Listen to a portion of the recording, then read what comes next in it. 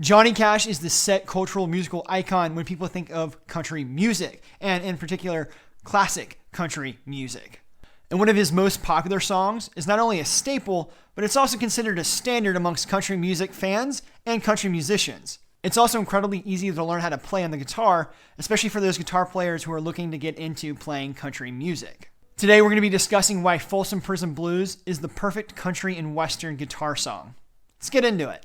Now, before we pick up our Telecasters, here's a little backstory of how the song was recorded, and I promise it will make more sense later down the line, so bear with me for a second.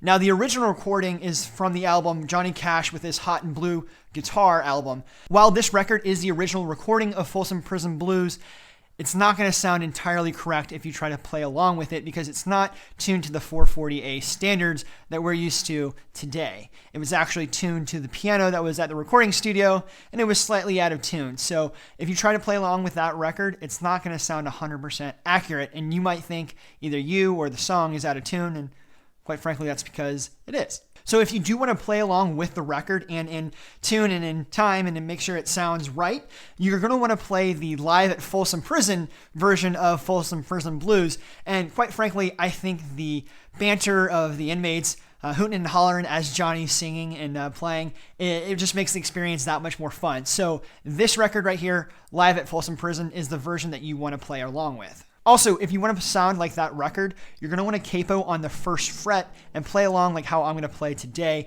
I'm going to be using the E, A, and B7 shapes. You can use the F, B, and C7 shapes, but quite frankly, I think the E, A, and B7s are a little bit easier to manage with this song. So just slap a capo on that first fret and play along like how I'm going to teach today. Okay, so for the intro is classic. It is timeless. Even if you're not a country music fan, you've definitely heard it, and it goes like this. So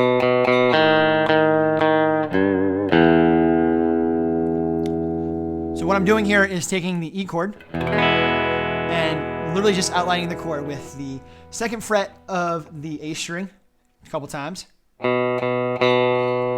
times to be exact. Then we're going to go over to the first fret on the D string 3 more times. And then we're going to go over to the second fret of the E string, kind of slightly bend, maybe a half step bend, pull off to the open E string. Sounds like this.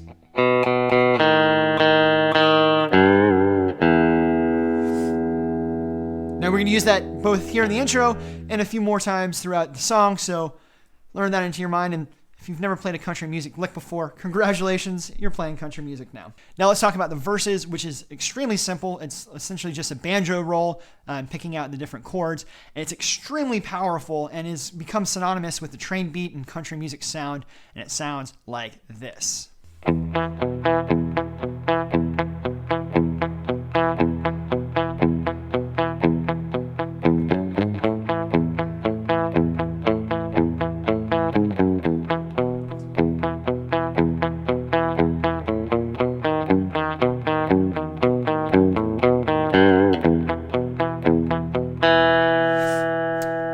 Now we're going to move on to the A chord, and you actually kind of walk it up. So when you're doing the picking pattern, so E, F sharp, G sharp to the A. So you're literally just walking it up from E to A before you go into the next pattern. So you got this.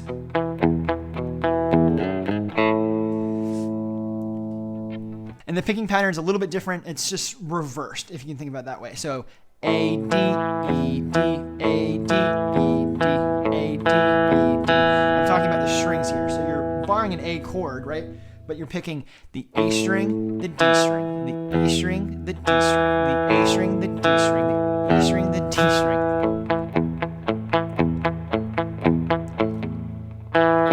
Then you walk it back down to E and then repeat the E's. And then now for the B7, you're going to go.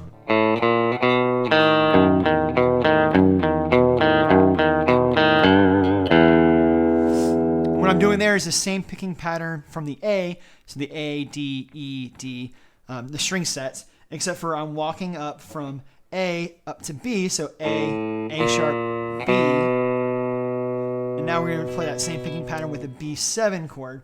But here's the trick. It has this cool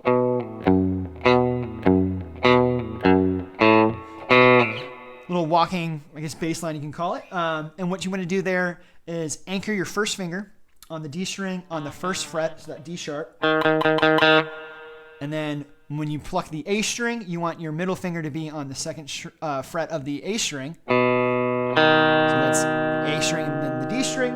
And then when you want to go up to the E string, you're going to take that middle finger, that same middle finger, and put it on the F sharp, which is the second fret of the E string. And leave your first finger on that D sharp on the D string. So then you move back and forth, and it sounds like this.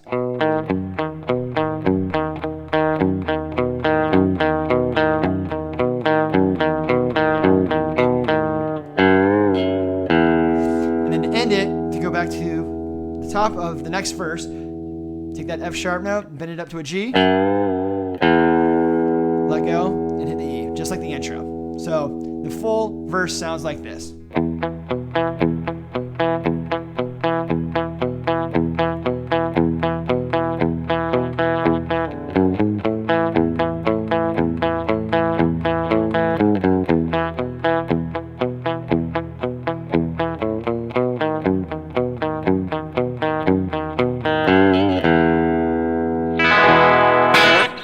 The important thing about the verse is you got to palm mute it. So this is what it sounds like without palm muting. Sounds okay. Doesn't really sound very country. What you want to do is take this part of the outside of your palm mute it, press it against the strings, and now barely pluck.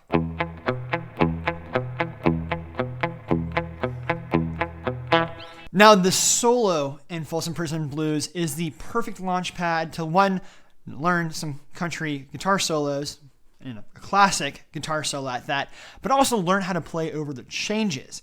Now, the solo is simple. It's repeated twice throughout the song, and it uses chords in order to make, some statements. So, super easy. I would recommend this is actually the first country guitar solo you should probably learn because it is that simple. Sounds like this.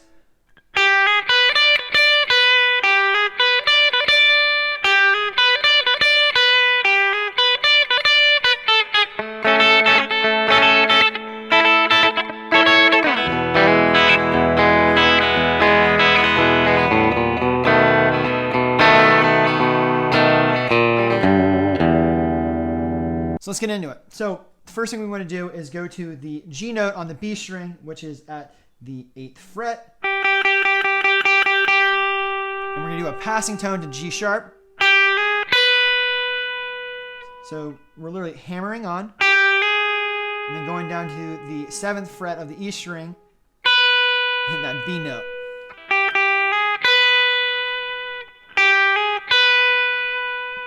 Now we're going to take our pinky finger and go over to the 10th fret and hit that D.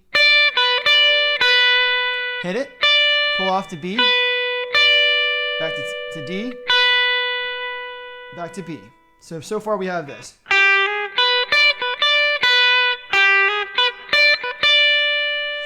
So the first time around you go B, D, B, D, B, and then the second time around you just go B, D, B, D. Sounds like this.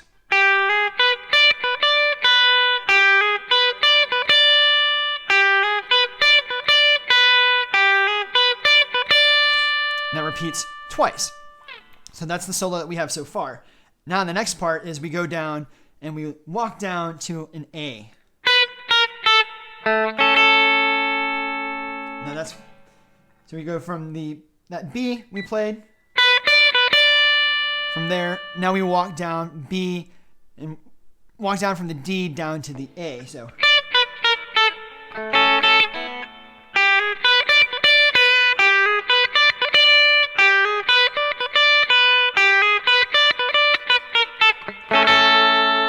So what I'm doing there is after we play through those B, D, B, Ds twice, we take a B and we walk it down to A. All chromatic notes. It's all legal there. From here, we want to take our G-shaped A chord from the Cage system. So if we have, think of Cage, like here's the G chord for A, right? Which we're going to essentially do is take your normal A note and then take your pinky and put the pinky on the 5th fret of the A.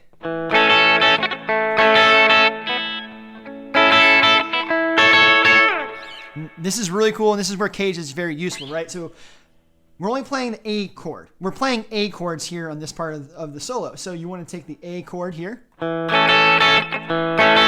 twice, and then go to your E-shaped A chord. Now your D-shaped A chord. So.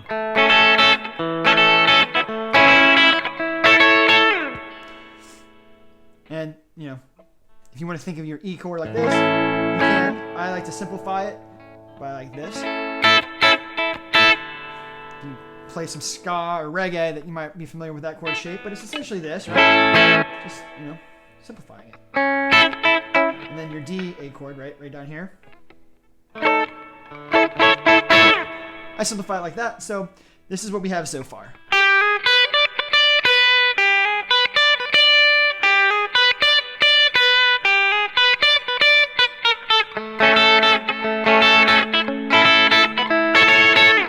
Now we're going to go down to the E chord. Now, that's how it's played on the record. I like to embellish it a little bit more, add some more flavor, add some more personality, some modern flair, if you will. And I like to hammer on that G sharp note of the E chord. So now we're going to walk up to the B7 from the A note. So just like the verse, and then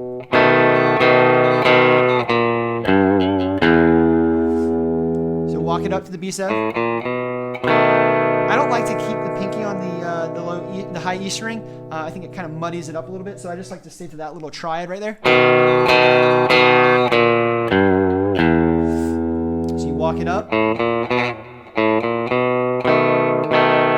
like to play it maybe 2 or 3 times, depending on the rest of the band. It kind of gets a little bit muddy there, or it can, I guess I should say.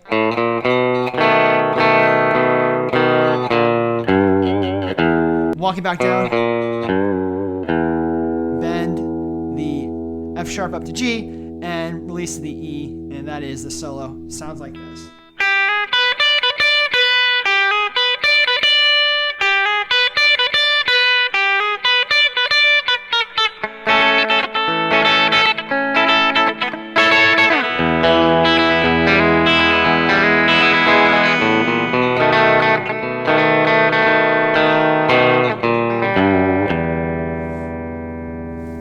From there, you go back into the verse. So in order to end the song, you want to play the intro again.